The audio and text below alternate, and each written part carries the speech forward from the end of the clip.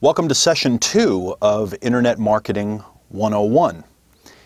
In this session, we're going to discuss the 5 most important marketing mindsets. Marketing mindsets. And it's really important to focus on the mindsets of marketing now that we've covered some of the psychology of marketing, because I really believe that mindsets are the key to understanding how to use what you learn. So studying basic psychology can really inform decision making. It can help us understand others. But mindsets are essentially a way of looking at the world. They're a model of the way that things are, of the way that things work. And when you have the correct mindsets, when you have useful mindsets, then you can use what you learn. You can apply it in the world in a way that helps you get the results that you're looking for. On the other hand, if you don't have the correct mindsets, you won't be able to use any of the techniques that you're learning here or any of the other materials very effectively. If you start with mindsets, everything else will work better, in my experience. Now I want to talk about this for a moment because I teach a lot of live training seminars. I just finished this past week here as I record this, doing 5 days of live training in a row.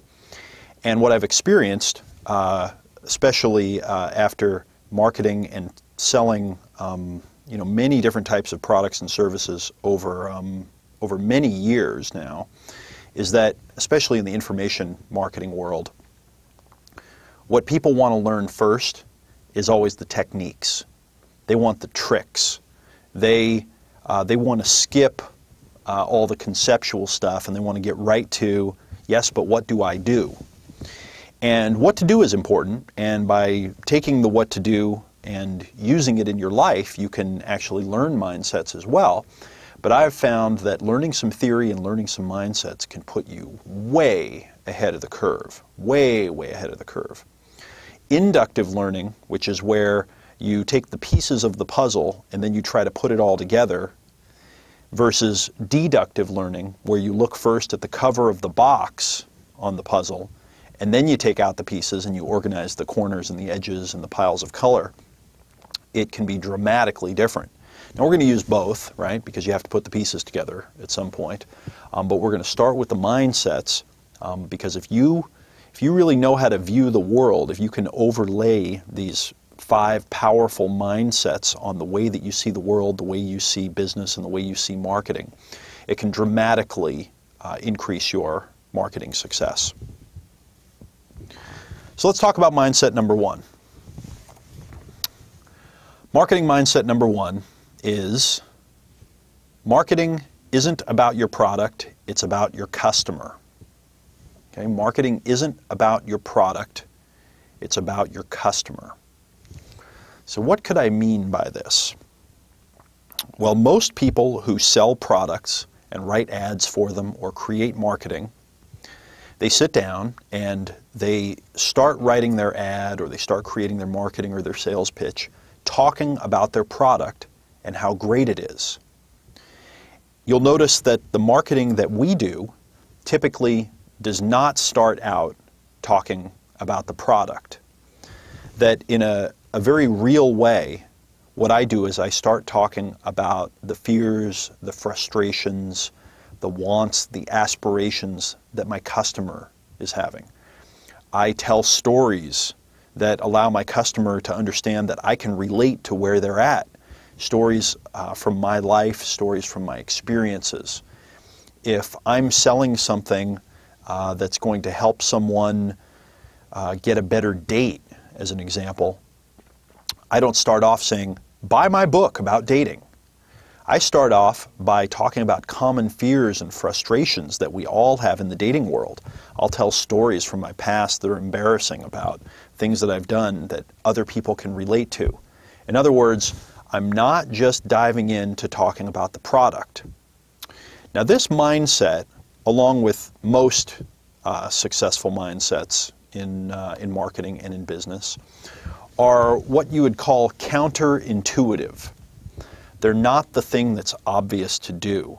And you hear me say a lot that the path to success is typically not obvious, and it's often, or sometimes usually, counterintuitive. In other words, it goes against what you would normally think to do in the situation. This is one of those things. Okay, so for some reason, all of us, when we go to buy something, we're thinking about ourselves, right? We look at the product and we get excited about it, but we're only thinking about what it's going to do for us. And we think about the difference it's going to make in our life and how it's going to make us cooler or more attractive or happier or healthier or whatever. But when we go into business and then we start selling stuff and we try to create marketing, somehow we just forget that. It's like we have amnesia for reality. And instead of saying, okay, well, you know, the customer's only thinking about themselves, so I should talk about them and their problems, we, in our kind of myopic tunnel vision view, we think that our product is so great, we're in love with it, so we just talk all about it and how wonderful it is. And we say, you're going to love this book, and this book is so great, and I put all my time into this book, and this book is going to solve all your problems. But nobody cares about that. They only care about themselves. So when you shift from talking about your product to first talking about your customer and their fears and frustrations and telling stories that they can relate to and talking about scenarios and situations that trigger their irrational desires and fears, that's how you make contact. That's how you get them engaged. One of the analogies that I like to make is that in a marketing situation, if you imagined that you had a stage at a theater, and on that stage you could either have yourself, or you could have your product, or you could have your customer, and you had a big spotlight, and you could only shine it on one of those on the stage, which one would you put it on? Most businesses, most business people, and especially most starting business people, make the mistake of putting the spotlight on either themselves or on the product. Okay, they talk about how great they are, or how hard they worked, or how much effort they put into the product, or how much they love it, and they hype it. Or they talk about the product, and they talk about all the wonderful features that it has, and how it's this miracle solution to everything. And customers kind of yawn and go, yeah, you know, whatever. I've heard all this kind of stuff before. What I recommend is that you put your customer on that stage and you shine the light on them, and you only talk about them. A technique that you can use to do this, by the way, is to stop using the words me and my and I when you're creating your marketing, and try to use the words you and your when creating your marketing. Now, I'm not perfect at this, okay? I often forget this lesson unconsciously because, hey, I'm in love with my products and, you know, myself just as much as anybody else, so I forget. But by consciously training myself to use the words you and your, you and your, you and your, it reframes my entire thought process.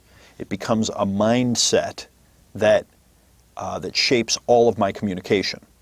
And everything that comes after the words you or your as you're writing to your prospect or creating marketing for them, it forces you to talk about them.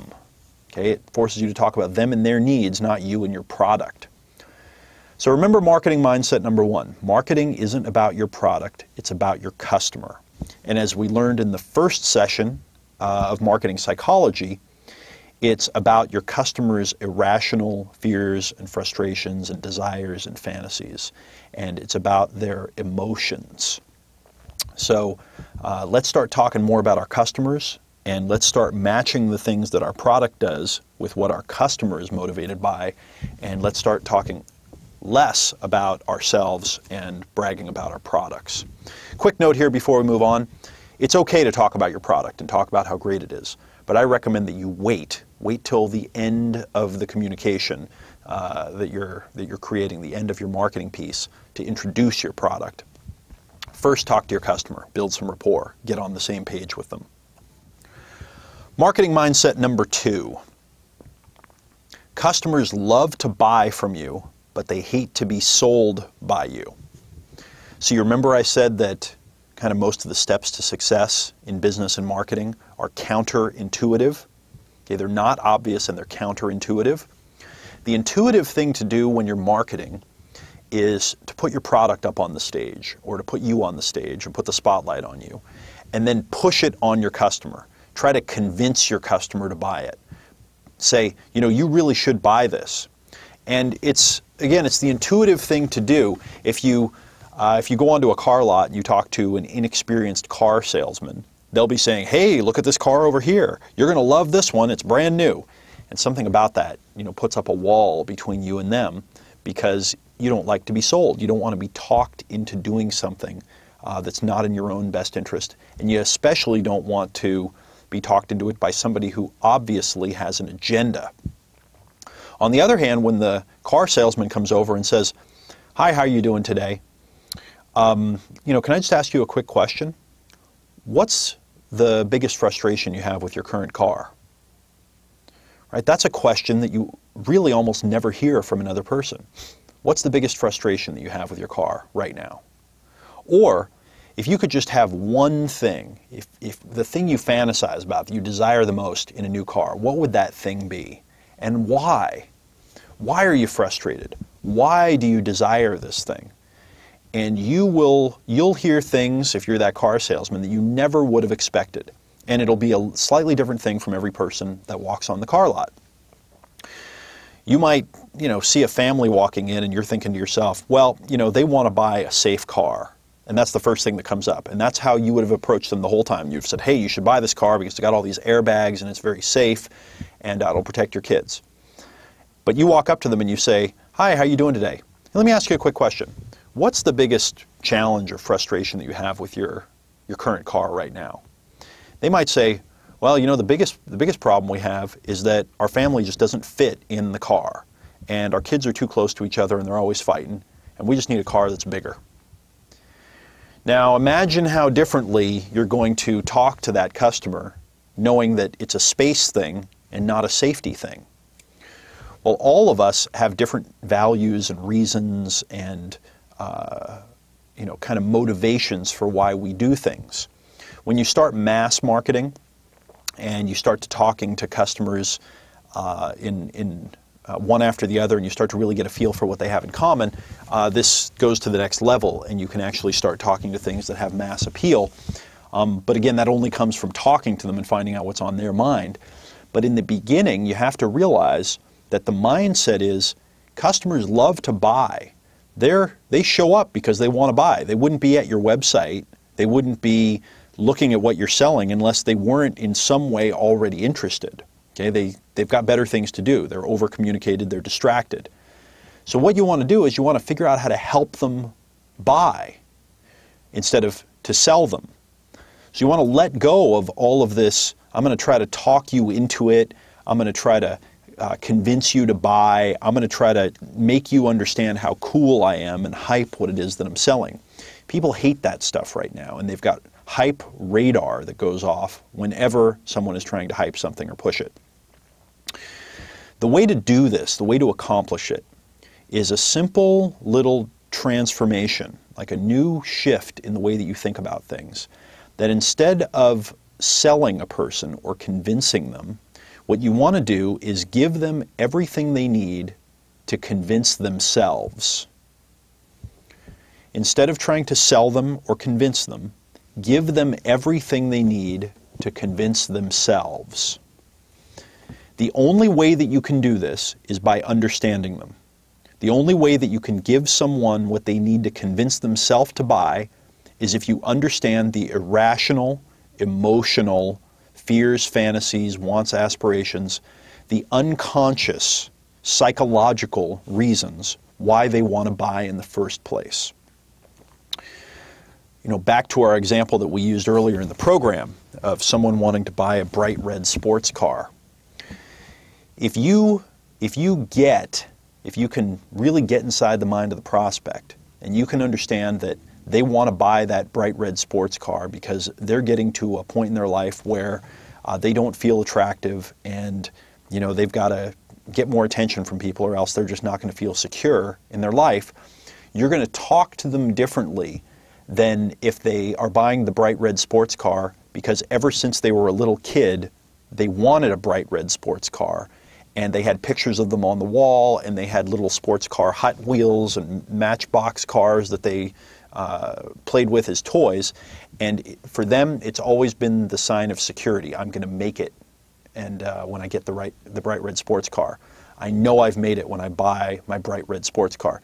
It's going to be totally different. Okay? What you need to give them so they can convince themselves is going to be different.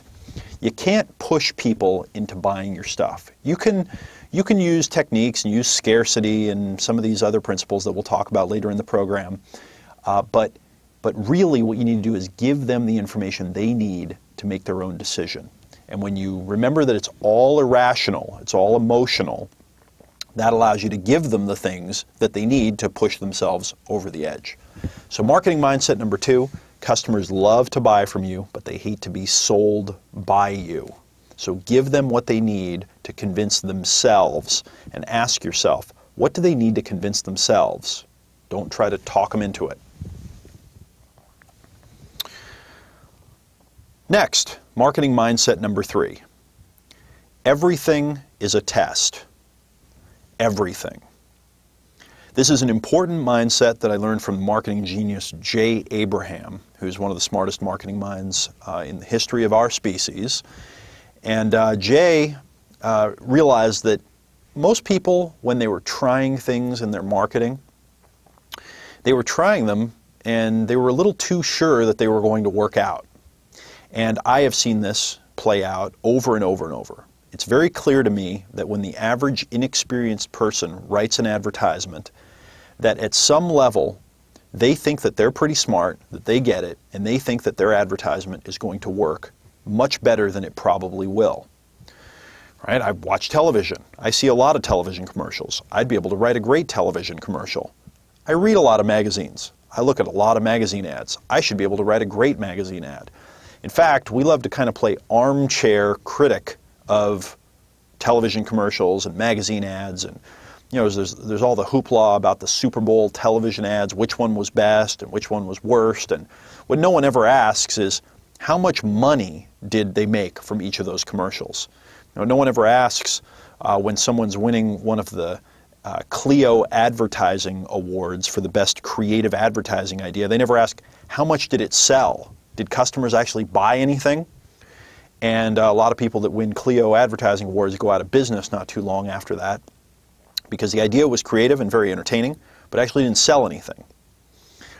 So when you realize that most advertisements that are run don't sell and they don't make money, and when you realize that it's actually a process to figure out what your customer wants and what their drives and their desires are, and you get the message just right and you figure out how to talk to them, that it's a process, it's iterations, you have to try something and then tweak it and tune it and then try it again and tweak it and tune it. That leads you to this mindset that everything is a test, and I'm not going to get too attached. And I'm definitely not going to make big, huge commitments to spend lots of time, effort, energy, and money on an advertisement or on an advertising campaign before I have tested it out and I've proven that it's going to be a winner. So let's say that you've opened up a store, and in that store you're selling exercise and fitness equipment. Now, if you're a new business person, you might think to yourself, well, a lot of people have sold exercise and fitness equipment. I've seen lots of ads for it. All I need to do is get a contract with my local newspaper and run an ad every week, and I'm going to be fine. So the newspaper salesman shows up, and you say, the newspaper advertising salesman shows up, and you say, well, I'd like to buy some ads in your newspaper. And they say, great, you can run one ad for a week for $1,000, or if you sign a contract, we'll sell you a year of ads every week, and instead of it being $52,000, I'll make you a deal and it'll only be $40,000 because you're going to be committing in advance. And I won't even charge you all up front. I'll let you still pay once a month, and I'll even give you terms on it so you can pay 30 days after we run the ad, and it's only $40,000. Just sign this contract here. And you're sitting there thinking to yourself, Okay, so instead of having to spend $1,000 a week, which is 43 or 40 something $100 a month, I'm going to get to save like $1,000 a month on this. And I know I'm going to have to run the ads anyway. Okay, I'll sign the contract. And then you run your first ad and no one calls. And then you run the ad again and no one calls. And then you go back to your advertising book that you picked up when you started your business, and the ad says, your customer has to see the advertisement at least 7 to 11 times before they will buy. And you go, okay, well, that's not too bad. I can afford to spend $7,000 to $11,000 because, well, after this, customers are going to come flooding through my door, and it's going to be all right. And around month 6, when 10 people have come and 3 of them have bought something, and you've made a total profit of $1,200, and you've already spent $20,000, and you're scratching your head, that's when it starts to dawn on you, maybe this wasn't such a good idea. When you're marketing, on both sides, on the side of the ad that you create and on the side of where you run it and how much money you spend, you have to remember that everything is a test. Okay? Everything is a test. Nothing is certain until after it's tested out, and it's proven that it works. Advertising is a place where businesses waste untold amounts of money, just ridiculous amounts of money. And I'd like to prevent you from wasting ridiculous amounts of money by asking you to test small. And when that advertising salesman calls you up and tries to sell you some banner ads or get you to sign a long contract, instead of signing a $40,000 one-year contract, say, no, you know what? I think I'd rather test for $1,000. And in fact, do you even have something smaller? Can I test for $500? And if it works, I'll tell you what, I'll spend $1,000 a week. I'll spend $10,000 a week if it really works well, because I'm selling these products here and I'd love to be doing business with you, but I got to make sure that it works first. And here's a little trick that I've learned. If you take the $1,000 and you spend it up front, and you say to the advertising salesperson, I'll tell you what, I need to test. I'll spend the $1,000 with you. If our test works out and I want to do a longer contract, will you give me the $1,000 off the longer contract? If you just ask them up front, most of the time they'll say yes, because they want your business. And because, in the big scheme of things, they're not really risking much doing that. Okay, so you can usually have your cake and eat it too in this situation. And then watch your numbers like crazy. Business is not like the rest of life. You can't just kind of half-ass your way and expect it to work. Most businesses fail. Most of them go out of business in the first 3 to 5 years, and something like 96% go out of business in the first 10 years. And it's because they don't pay attention to the details. They don't realize that this is not a game of writing down some words that sound cute to you and then putting them in the paper and or online, and hopefully people come running. This is a game of specifically understanding the motivations of your prospect, connecting the benefits of your product or service up with those fears and fantasies and desires, translating the value, making sure that you're putting them on the stage, and then setting up tracking and testing so that you know exactly how much you're getting back for every dollar that you spend. And then once you do the math and you realize that you're getting $3, $5, $10 back in sales for every dollar that you spend, only then, only when you've seen it, proven it, gotten the full concrete realization that this is something that's going to work, only then do you make longer term commitments. And when you make the longer term commitment, make sure that you put a little clause in there that says that you can get out at any time with notice. Now there might be a little penalty for getting out. You might have to go back to the weekly price or something. But trust me on this, the little clause is so worth it, because a lot of times the medium that you're using for advertising changes. The traffic quality changes. The company changes. They are partnered with someone that sends them a lot of traffic, and then all of a sudden they stop partnering with that person and somebody else sends them traffic, and it's completely different, and you want to have the flexibility. So everything is a test. Don't get attached to anything. Test small when you're marketing. Test everything. Test every aspect of it. And only after you've found a winner do you scale it up and make longer term commitments. All right, let's talk about marketing mindset number 4. Market for response, not for name recognition or branding. Market for response, not for name recognition or branding. Earlier in the program, we touched on this a little bit, that when most people get into business, they're putting themselves on stage or their product, and they're bragging all about it. The extension of this, like where this goes out to, is we don't realize that we actually have to explain to the customer what's going on with our product. We got to explain what it does and how it works, and we got to translate the value to them. Now, most of us spend a lot of time watching television or reading newspapers or magazines or surfing online, and we see a lot of ads that have a brand name on the ad and maybe a cute little tagline, and then that's it. And we think, well, if that's the way most of the big companies are spending their money, that's probably the way that I should spend my money. And that turns out to be a huge mistake, because big companies, once they get up to the $1 billion or $10 billion a year level, they've got a different problem. At that level, they have lots of market share and mind share, and they have to defend to not lose that so that competitors don't take it away. Okay, they're not entering the market, they're trying to prevent others from entering the market. They're trying to defend and protect themselves. And in a lot of cases, spending huge money by just putting their brand name in front of people can be a good way to defend their position. But it's typically a horrible way for a startup business to market themselves. Horrible. It costs a lot of money, it takes a lot of time, and it usually doesn't pay off for years.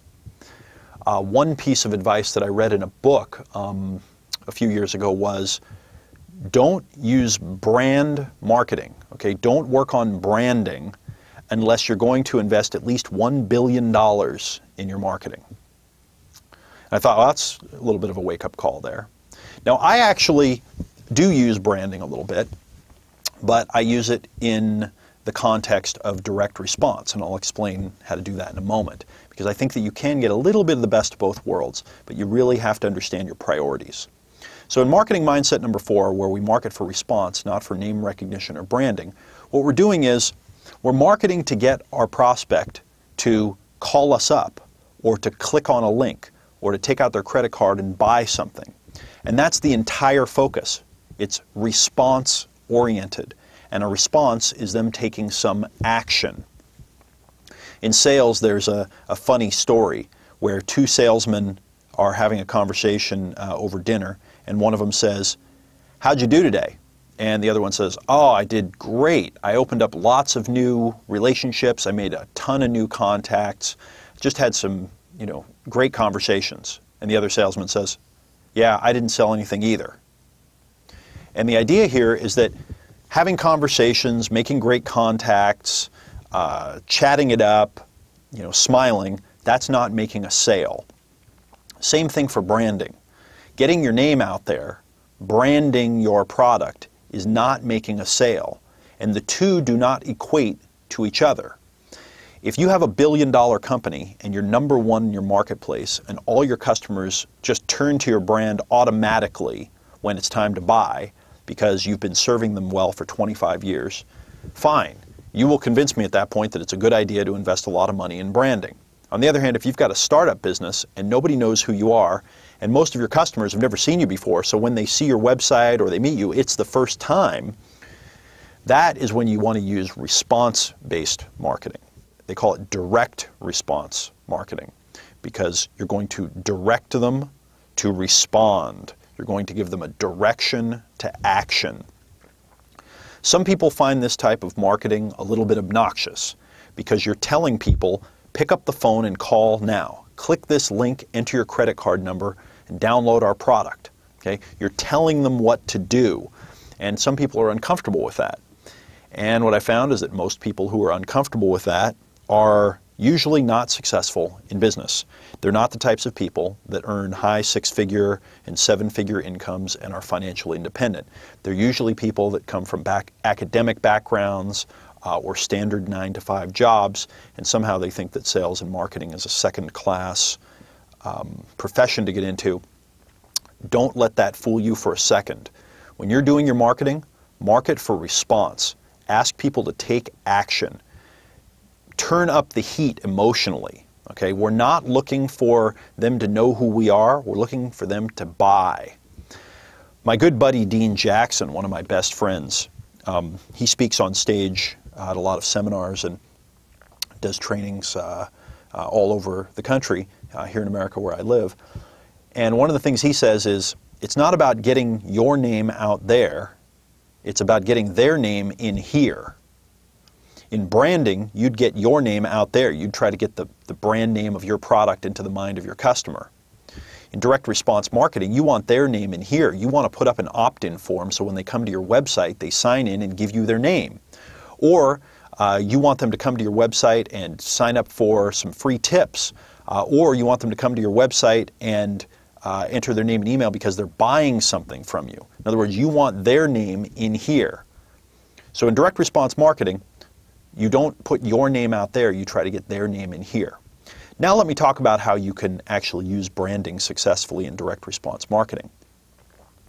If you plan to be in your marketplace for a while, like I do, and you're going to build a business over time, which is really the only way to build a successful, profitable business, then what you can do is within your direct response marketing, you include your brand name. So you talk about it, but you talk about it only inside the context of your customer's need and only inside the context of your direct response format. So let's say you're writing a direct response marketing video where you're going to have a video that someone watches on your website for 30 minutes, and in the video you're going to introduce them to you, to your solution, to your product, and you're also going to ask them to buy. You might start out by talking to their fear, their frustration. Let's say that you're selling, an example we used earlier, a book on how to get out of debt. Your video might start out by saying, if you are more than $10,000 in debt, then this video might be the most important video that you ever see in your life.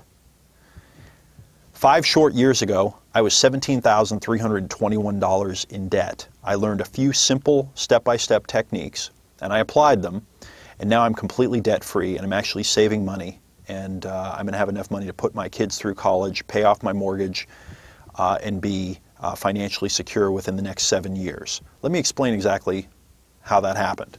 Okay? Now, yes, I'm talking a little bit about myself there, but I'm really not. What I'm doing is I'm telling a story from my past that is the story that they want told about them. So it's a way of talking about myself, but I'm really actually talking about them. It's just a convenient way of telling a story they can relate to. Now I may go into that story and then hit a bunch of their emotional hot buttons inside that story. I may then talk about some of the bad things that have happened to people who are in debt. In other words, really dial up the irrational, the emotion, the impulses that they have going on to really get their attention. And then once I've done that, I might introduce my product. And I might say, I've taken what I've learned in the last 7 years about getting completely out of debt and saving enough money to put myself through college, or put my kids through college and pay off my mortgage. And I've put that all in this book here. And I call it Get Out of Debt Now. And let me explain why the book Get Out of Debt Now is so important for you and how it's going to help you get out of debt. Now, I might keep saying the book's name, Get Out of Debt Now. And in my book, Get Out of Debt Now, you're going to learn this. And in Get Out of Debt Now, you're going to learn this 7-step technique that's going to help you pay off your mortgage in half the time and save over $100,000. So I'm weaving it in, I'm saying it, or I'm even showing it if it's a video on the screen. I'm showing it over and over, I'm talking about it, I'm saying it, to wire it into their mind. Now, if I have a whole series, let's say, of trainings after the book, maybe I've got a video series and a coaching program, and they're all called Get Out of Debt Now, this is going to help me down the road because they're going to have heard it, they're going to have familiarity with it, they're going to realize that it's a body of knowledge that's been put together and consciously organized. It's a systematic approach that they can take step by step because I've linked all that stuff up to it. But I've always done it in the context of what's in it for them. Okay, never just talking about the product on its own. It's always linking what the product does to a specific, explicit, irrational fear, frustration, want, aspiration that I know that my prospect wants.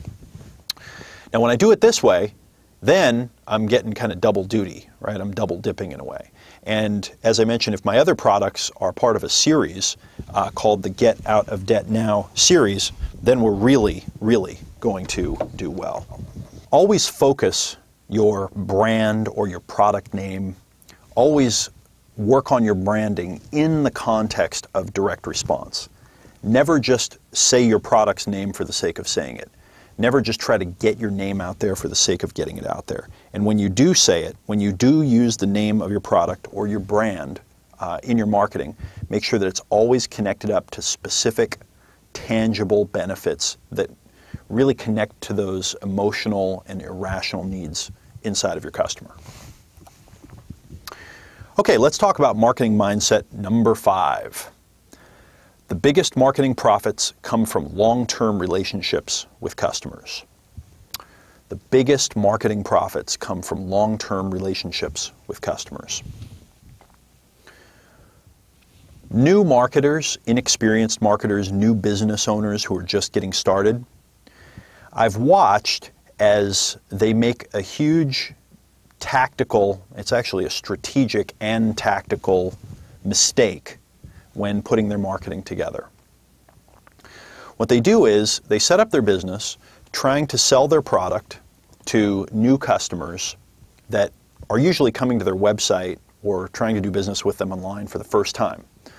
So they try to make what we call a one-shot sale. They try to set up a website that a customer will come to and buy what they're selling, and then that's it. Okay? So they want their customer to come to the website, buy what they're selling, then they expect them to leave and they'll never talk to them again.